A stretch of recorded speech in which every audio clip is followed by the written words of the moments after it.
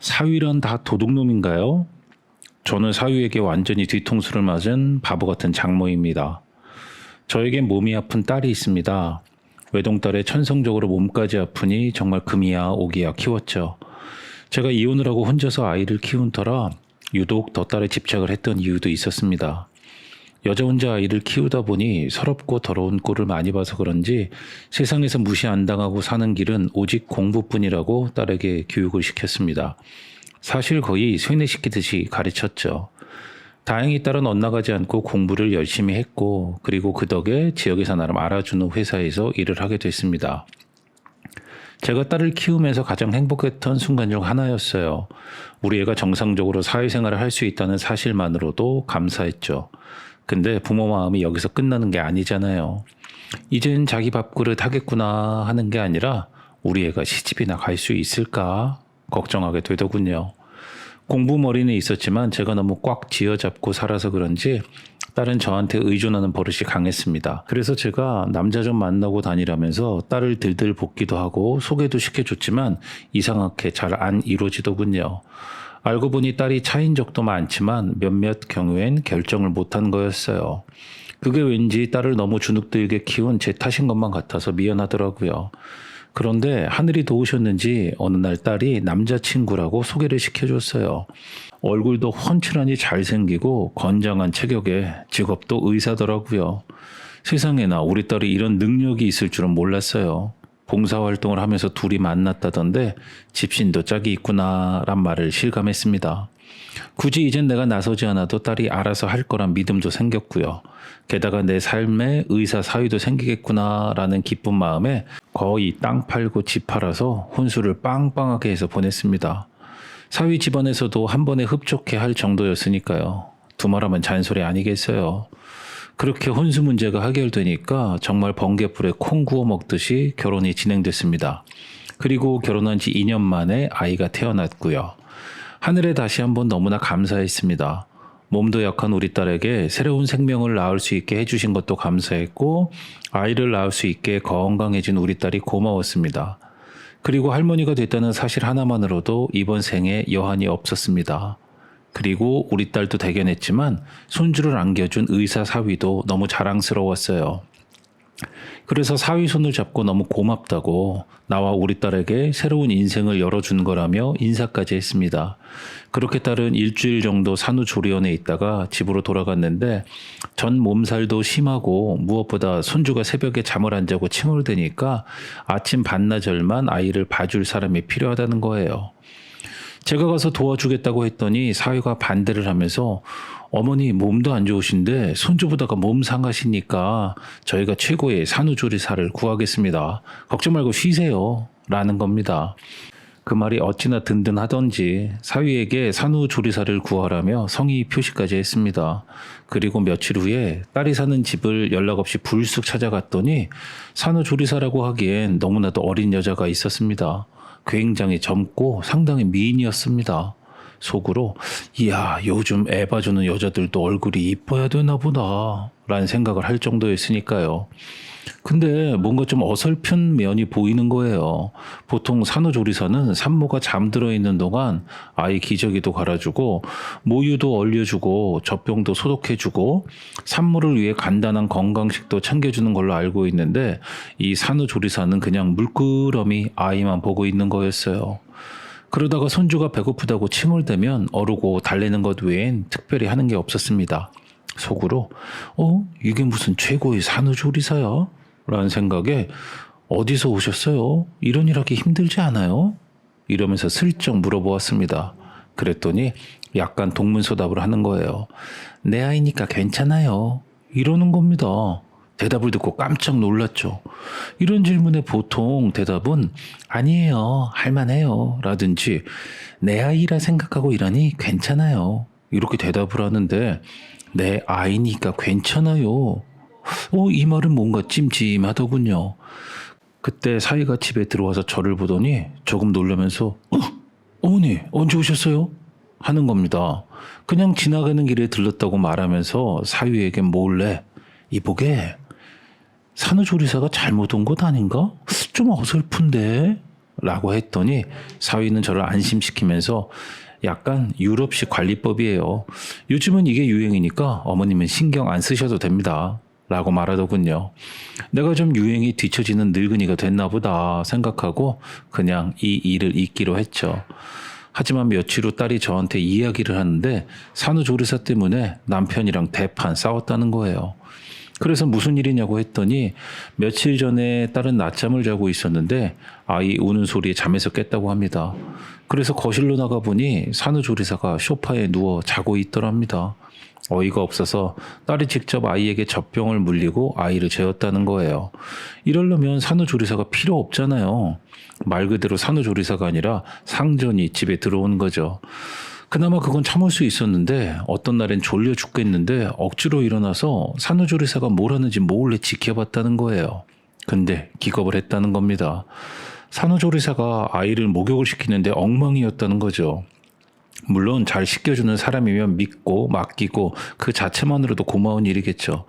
하지만 아이를 키워보신 분들은 아실 겁니다. 내 아이를 함부로 씻겼다간 감기 걸리기 쉽고 그래서 아이들이 잔병 치레를 하기 쉬우니 조심스럽게 씻겨야 하는 걸요. 근데 산후조리사는 콧노래 흥얼거리며 아이 씻기는 방법 유튜브 영상을 보면서 아이를 씻기고 있더랍니다. 그래서 얼른 일어나서 당장 나가라고 쫓아냈더니 산후조리사가 씩 웃으면서 내일 봐요 이러면서 나갔다는 거예요. 너무 어이가 없어서 남편에게 어디서 저런 여자를 데려왔냐고 따졌다고 해요. 근데 사위가 오히려 화를 내면서 괜히 아이 앞에서 싸워. 그리고 애가 다 잔병치레 하면서 크는 거지. 안 아프고 크는 애가 어딨어. 이렇게 말을 했다는 겁니다. 그 말을 들은 우리 딸은 얼마나 억울했겠어요. 의사 사위가 엄청 괘씸하더라고요. 그래서 전 그 여자 이상하다니까 내가 사위랑 이야기해보마 했죠. 사위에게 전화했더니 어머니 아내가 좀 신경이 과민해서 그래요. 그리고 이게 요즘 아이를 키우는 방법입니다. 전부 검증된 사람이니 이번 일은 어머니가 좀 조용히 물러나 주세요. 이러는 겁니다. 속은 부글부글 끓어올랐지만 어쩌겠습니까. 자기 애를 자기 방식대로 키우겠다는데 제가 끼어들 틈이 없었어요. 근데 결정적인 사건이 벌어졌습니다. 오전에 딸이 혼자 아이와 함께 있는데 산후조리사가 문을 열어달라고 하더랍니다. 처음엔 왜 그러냐며 안 열어줬는데 중요한 물건을 놓고 갔으니 잠깐만 들렸다 가겠다고 했다는군요. 그래서 어쩔 수 없이 문을 열어주니까 갑자기 쳐들어오듯이 밀고 들어오면서 아이를 감싸 안고 데리고 가려고 했다는 거예요. 이게 무슨 짓이냐며 말렸는데 산후조리사 눈은 내 아이 내가 데려가겠다는데 뭐? 이러면서 거의 난동을 부렸다는 겁니다. 그러면서 하는 말이 어때? 내 남자 기가 막히지? 그동안 잘 데리고 살았잖아. 이젠 내 남자 씨도 돌려줘. 이러면서 자기 아이인 마냥 행동했다는 거예요. 딸은 행여나 아이가 다칠까봐 발만 동동 구르며 산후조리사가 나가지 못하게 문을 막고 버텼다고 해요. 근데 사위가 그때 들어와서 산후조리사를 제압했고 경찰에 신고해서 사건은 일단락됐습니다. 근데 도대체 어떻게 해서 사위가 알고 기가 막힌 타이밍에 들어왔냐고 따져 물으니까 그 이유가 아주 기가 막히더군요. 알고 보니 산후조리사는 의사 사위의 오래된 내연녀였고 둘의 관계는 꽤 깊었다고 합니다. 심지어 산후조리사 내연녀는 낙태를 한 번 했었다는군요. 하지만 제 딸과 결혼하고 나서도 그 관계는 계속 이어졌다고 합니다. 내연녀와 의사 사위는 우리 딸이 아이를 낳아서도 좋다고 그 짓거리를 하고 다녔다고 해요. 하지만 그래도 양심이 있는 터라 의사 사위가 우리 애기 보러 집에 가야 해 이렇게 몇 번 일찍 가려고 하니까 내연녀인 산후조리사는 자기도 아기 잘 볼 수 있다면서 졸랐다고 합니다. 그러면서 자기도 아이 잘 키울 수 있다는 걸 보여주겠다고 했고요. 보통 제 정신이면 헛소리 하지 마 하고 정리를 했어야 하는데 이 짐승만도 못한 의사 사위놈은 네가 애 키우는 거 보고 잘 키우면 나중에 우리만의 아이를 낳자 라고 했다고 합니다. 찢어서 짐승의 먹이를 줘도 시원치 않은 것들이었죠. 그래서 내연녀를 산후조리사처럼 꾸며 집안에 들인 거라고 합니다. 근데 산후조리사가 점점 우리 딸의 아이에 집착을 하게 됐고 마치 자기 아이인 마냥 착각을 한 거라고 해요. 이 아이만 있으면 나도 가족을 꾸릴 수 있어, 행복해질 수 있어 라는 망상에 빠진 것 같다고 합니다. 그래서 그냥 갑자기 아이를 데려가야겠다고 의사 사위에게 톡을 보냈고 의사 사위도 이대로 뒀다간 큰일 날 것 같아서 부랴부랴 집으로 온 거였고요. 다행히 큰일은 없었지만 행여나 미친 산후조리사가 아이를 데리고 나가기라도 했더라면 정말 큰일이 벌어질 뻔했죠. 그래서 현재 산후조리사 내연녀는 정신과 치료 중이라고 합니다. 사건의 내막을 알고 나니 정말 세상에 믿을 놈 하나 없다는 생각이 들었어요. 머리 좋은 사위를 집어내 드렸구나 생각했는데 이렇게 나쁜데 잔머리를 굴릴 줄은 꿈에도 몰랐죠. 가만히 당할 수는 없어서 일단 내연녀를 고소했고 우리 집에 무단으로 침입해서 우리 손주를 돌본 거니 주거 침입죄, 아동 학대죄, 유괴 등으로 신고할 건 다 하고 고소할 거 다 해서 법의 심판을 받도록 했습니다. 의사 사위는 끈질기더군요. 제가 의사 사위에게 어떻게 내 딸한테 그럴 수가 있어? 몸도 안 좋은 내 딸이 목숨 걸고 아이까지 낳아줬는데 어떻게 이럴 수가 있어? 네가 사람이야? 피를 토하듯이 따졌는데 사위는 뭔가 체념한 표정으로 어머니 솔직히 제가 결혼만 해준 것도 고마운 거 아닌가요? 이러는 겁니다. 인간의 탈을 수가 어떻게 이렇게 뻔뻔한 대답을 할까? 천하의 못된 놈이라는 생각에 사위 뺨을 후려치려고 팔을 드니까 의사 사위는 제 손을 잡으면서 그만하시죠. 저도 같이 사는 게 많이 힘들었습니다. 솔직히 여자로서 매력은 없잖아요. 이런 말을 천연덕스럽게 하는데 정말 갈갈이 찢어버리고 싶었습니다. 그리고는 이혼할 거고 아이는 자기가 키우겠다며 거침없이 말하는 겁니다. 내가 어떻게 해줬는데 어떻게 나한테 이럴 수가 있는지 의사 사위 생각에 피가 거꾸로 솟는 기분이었습니다. 그래서 양육권 문제로 서로 간에 할 말 안 할 말을 주고받으며 다투고 있는 상황이고요. 이래저래 사건이 길어지니까 저뿐만 아니라 딸 역시 건강상으로 무리를 받아서 여행을 잠시 다녀왔어요. 그동안 나누지 못했던 딸의 심정과 괴로움 그리고 앞으로 계획까지 속 시원하게 들었습니다. 오히려 비온 뒤에 땅이 굳어진다고 딸을 더 자세히 알 수 있는 기회가 됐어요. 그래서 딸의 손을 잡고 눈물을 흘리며 얘기를 해줬습니다.